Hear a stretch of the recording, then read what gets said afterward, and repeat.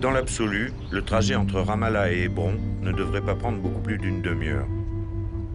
Au long d'un paysage ondulé, planté d'oliviers, et parcouru par des bergers et leurs troupeaux de moutons.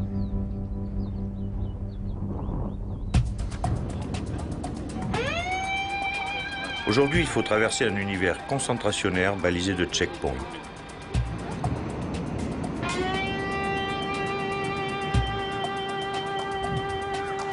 Lorsque la route n'est pas bordée de rouleaux de barbelés, c'est qu'elle longe le mur de la honte. Au sommet des collines, les miradors ont remplacé les oliviers.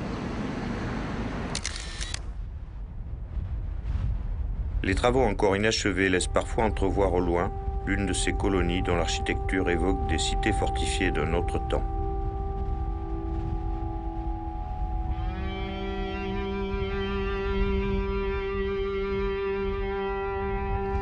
Au terme de ce parcours du combattant, j'ai finalement atteint ce bout de campagne d'Hébron où vivent quelques bergers dans leur habitation troglodyte et dont les pâturages avaient été récemment empoisonnés par les colons.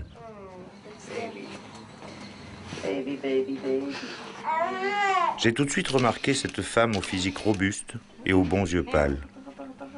Contrairement à ses sœurs, plus réservées ou simplement timides, Amné avait visiblement envie de s'épancher sur ses malheurs.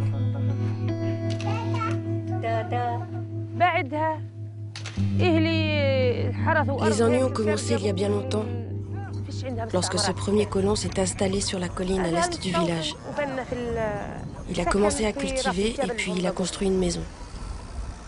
La deuxième année, lorsque mes frères sont allés récolter leurs plantations, ils ont commencé à se battre avec lui.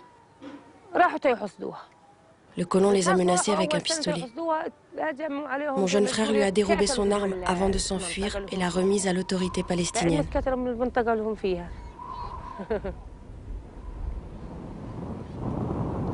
La deuxième fois, ça a mal tourné.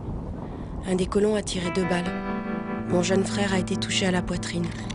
L'autre balle a tué le colon avec qui il se bagarrait.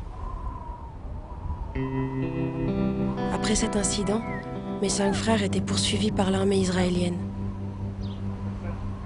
S'ils s'étaient rendus, ils risquaient une peine à perpétuité.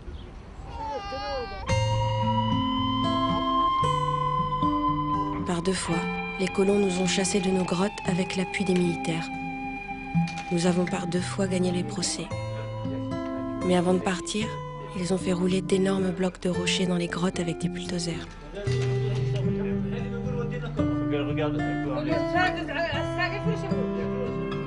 Et c'est chaque jour la même chose.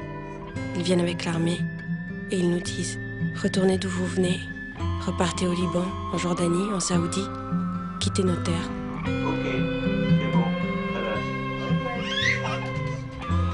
Mais ce sont les nôtres autant que les leurs. Pourquoi ne pourrions-nous pas vivre ensemble, tous égaux, sans problème ni combat ?